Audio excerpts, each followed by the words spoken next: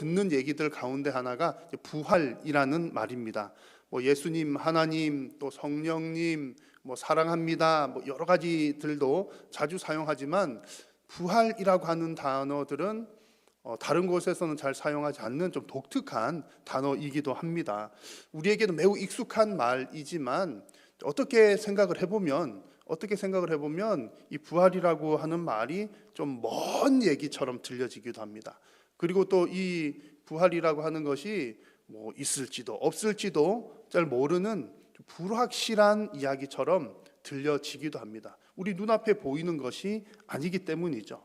그러나 여러분, 우리는 믿음의 사람들입니다. 믿음은 보이지 않는 것을 보이는 것보다 더 확신하는 것이 믿음입니다. 여러분, 성도님들은 부활을 확실하게 믿으십니까? 아멘입니다. 우리에게 부활은 너무나 보이는 것보다도 더 분명한 사실입니다. 오늘 이 시간 우리가 부활에 관한 하나님의 말씀을 들으려고 합니다. 이 말씀을 통해서 여러분들의 부활의 신앙이 더욱더 견고하게 세워져 가시기를 간절히 소망합니다. 부활이라고 하는 말의 뜻은 잘 아시지요? 부활은 죽었다가 살아나는 것을 말합니다. 죽은 사람이 다시 살아난다는 것은 사실 우리의 이성으로 생각하거나 또 과학적으로 생각할 때는 잘 납득이 가지 않는 이야기입니다. 그래서 아주 합리적이고 이성적이고 과학적인 사람들에게는 부활이라고, 죽은 사람이 다시 살아난다고 아주 허무맹랑한 이야기로 들릴지도 모르겠습니다. 그런데 생각보다도 이 부활에 관한 예들이 생각보다 좀 많이 있습니다. 아마 성도님들께서도 부활 그러면 예수님 부활하셨지, 그 정도로 좀 생각하실지 모르겠는데, 성경을 이렇게 읽어보고 찾아보면 꽤 많은 사람들이 부활을 했습니다. 자, 창세기에 등장하는 에녹과 열왕기에 등장하는 엘리야 같은 경우는 죽음을 보지 않고 승천한 사람으로 기록이 되어 있고요. 그리고 또 성경에 죽었다가 살아난 예들이 많이 있는데, 엘리야가 살린 사르밧 과부의 아들, 또 엘리사가 살린 수넴 여인의 아들, 예수님께서 살리신 야이로의 딸, 또 예수님께서 살리신 나사로, 베드로가 살린 다비다, 또 바울이 살린 유두고, 그 외에도 죽은 사람이 살아났다라고 하는 기록들이 성경 곳곳에 등장합니다. 그래서 이런 사건들은 부활이라고 하는 것이 실제로 있는 일이로구나 하는 것을 보여주는 샘플입니다. 하나님께서 각 시대마다 이런 역사들을 보여주신 거죠. 자, 그런데 무엇보다도 가장 중요한 부활은 바로 우리 주 예수 그리스도의 부활입니다. 왜냐하면 앞에 다른 사람들도 부활한 사람들이 꽤 많이 있습니다. 많이 있지만 그 여러 사람들의 부활은 수동적인 부활이라면 예수님의 부활은 주도적인 부활이기 때문입니다. 무슨 얘기냐면 앞에 살아났던 그 사람들은 하나님께서 살려주셔서 살려주신 부활의 이야기고요. 예수님의 부활 이야기는 예수님께서 스스로 부활하신 이야기입니다. 이 얘기는 부활이라고 하는 것은 생명을 새로 얻는 거잖아요.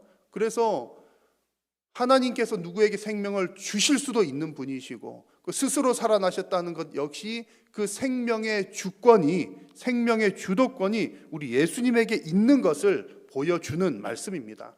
오늘 읽은 말씀 가운데서도 바로 그런 부분이 등장합니다. 26절 말씀을 보시면 아버지께서 자기 속에 생명이 있음 같이 아들에게도 생명을 주어 그 속에 있게 하셨고 라고 말씀을 합니다. 자, 아버지께서 아들에게 생명을 주셨다, 이 얘기는 아버지는 생명이 있는데 아들은 생명이 없으니까 아버지 것을 아들에게 주었다, 이런 의미는 아닙니다. 이런 의미가 아니라 생명을 주어라고 하는 말은 생명을 가지게 하려고 허락하셨다라는 뜻인데, 성부 하나님에게 생명이 있는 것과 동일하게 성자 하나님이신 예수님에게도 생명이 있다라는 얘기입니다. 그래서 삼위일체 하나님은 그런 면에서 동등하신 하나님이십니다. 그래서 여러분, 우리가 예수님의 부활 이야기를 할 때 부활하셨구나, 기적이 일어났네, 아무개도 살아나고 아무개도 살아났는데 그런 기적들 중에 한 가지 기적이 예수님에게 일어났구나, 그런 차원이 아니라는 얘기입니다. 예수님의 부활은 생명의 주인 되심을 보여주시는 특별한 사건입니다. 예수님의 부활이 특별한 이유는 바로 예수님의 십자가에 있습니다. 그래서 우리가 예수님의 부활 이야기할 때는 예수님의 십자가를 반드시 이야기를 하는 겁니다. 그래서 십자가와 부활은 한 세트가 되는 것이죠. 십자가에서 죽으신 이후에 살아나셨다는 사실이 중요합니다.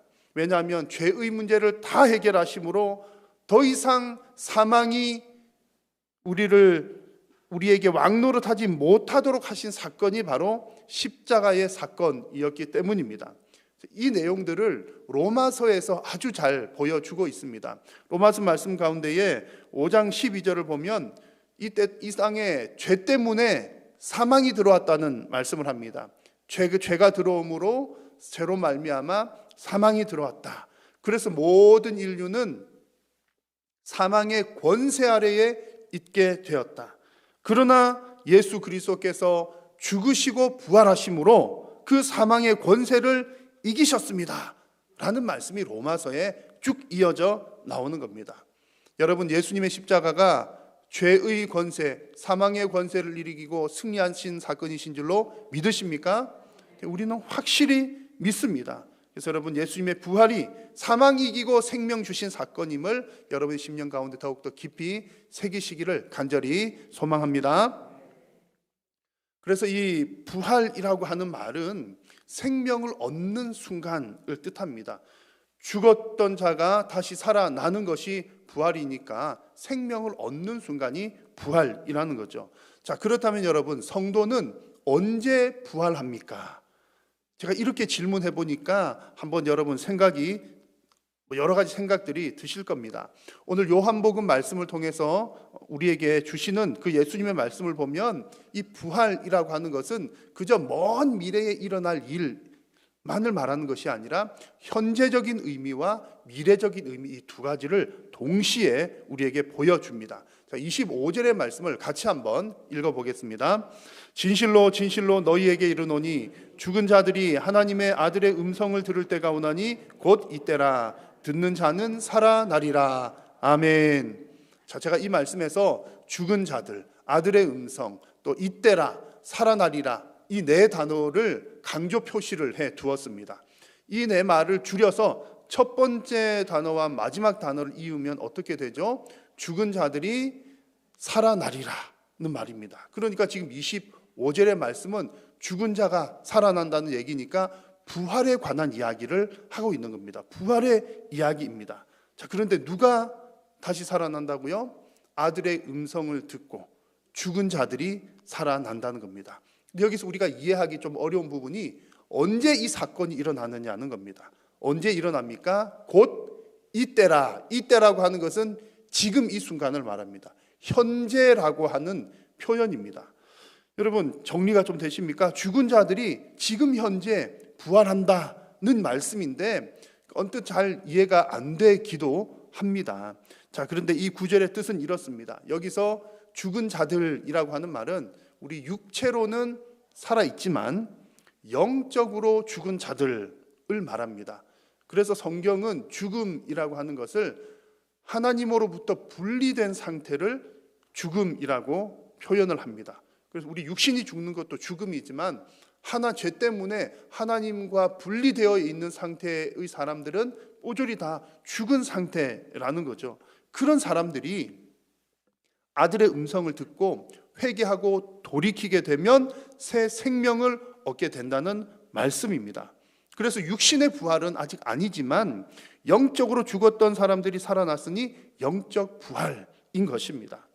그러므로 여러분, 우리가 부활 이야기할 때는 너무 먼 미래, 나중에 죽고 나서 또 예수님 다시 오실 때 언제가 될지 모르는 그때의 이야기이거나 혹은 아주 오래전에 2000년도 더 된 그 예수님께서 2000년 전쯤에 살아나셨다는 그 부활 오래전의 이야기로만 생각할 것이 아니라 부활은 지금 현재 우리가 경험하고 있는 사실입니다.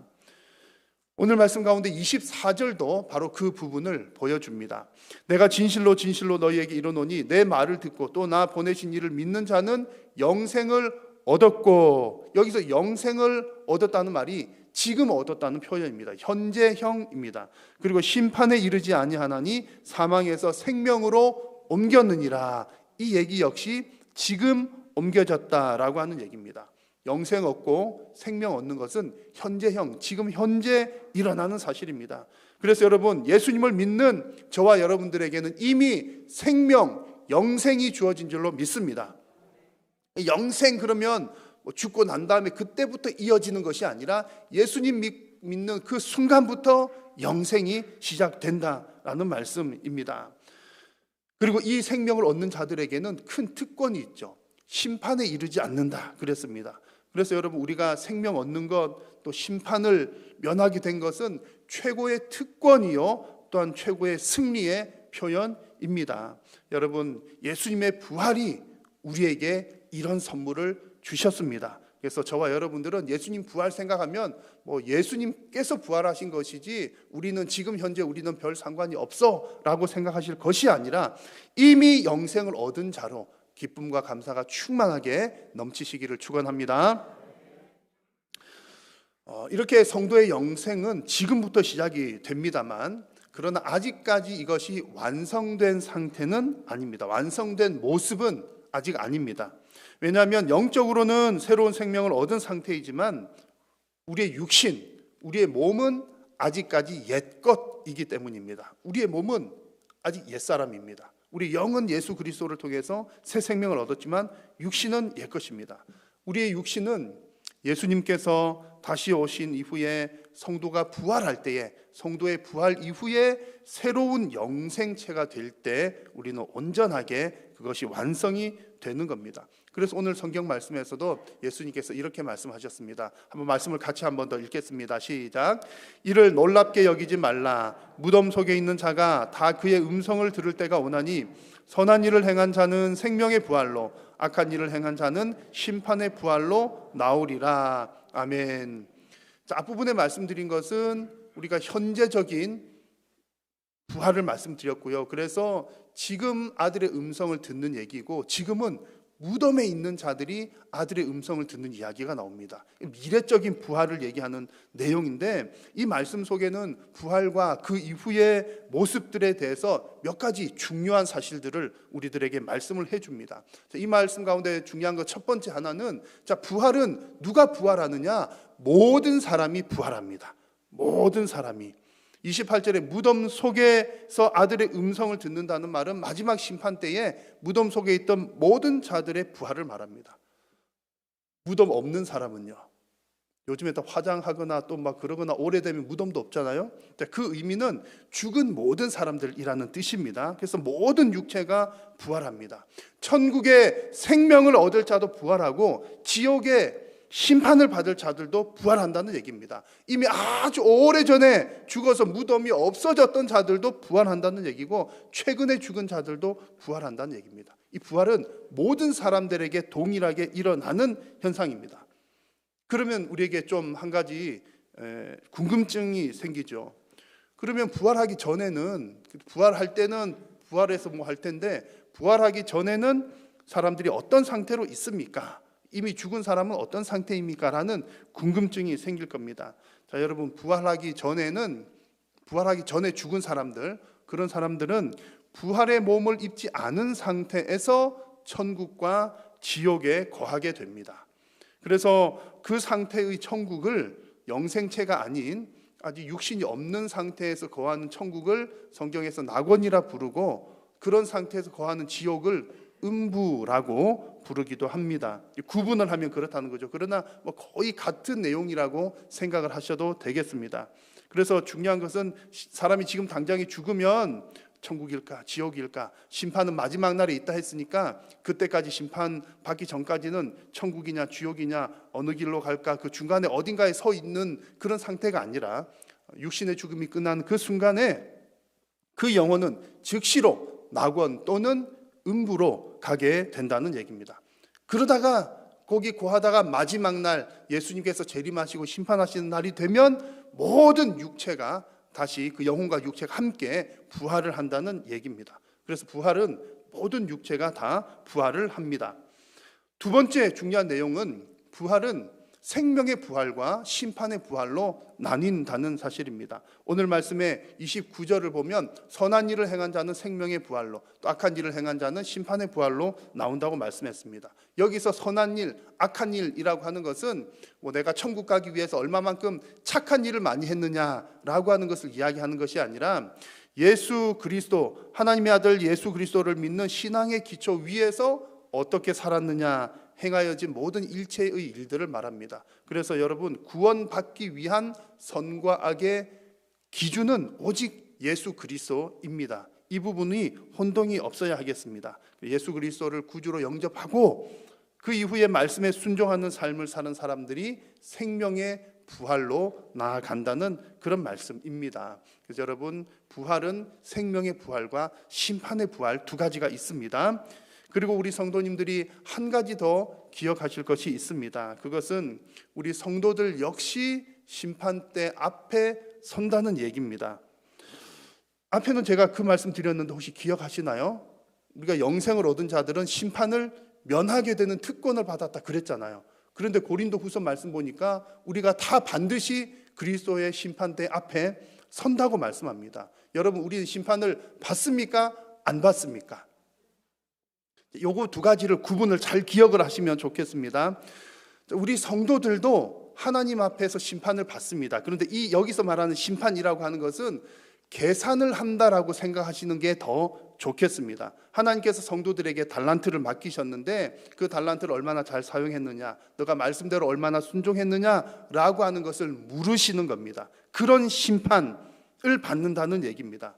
그러니까 우리 성도들이 이 심판을 생각을 하면 우리가 천국 티켓 받았으니까 어차피 천국 갈 테니까 내 마음대로 사는 거지 이렇게 이상한 주장을 하는 사람들도 있습니다. 성도는 그렇게 사는 것이 아니라 하나님께서 나를 천국 백성 삼으셨으니 하나님 말씀에 더욱더 순종하기를 힘쓰면서 살아가는 겁니다. 그것이 성화이지요.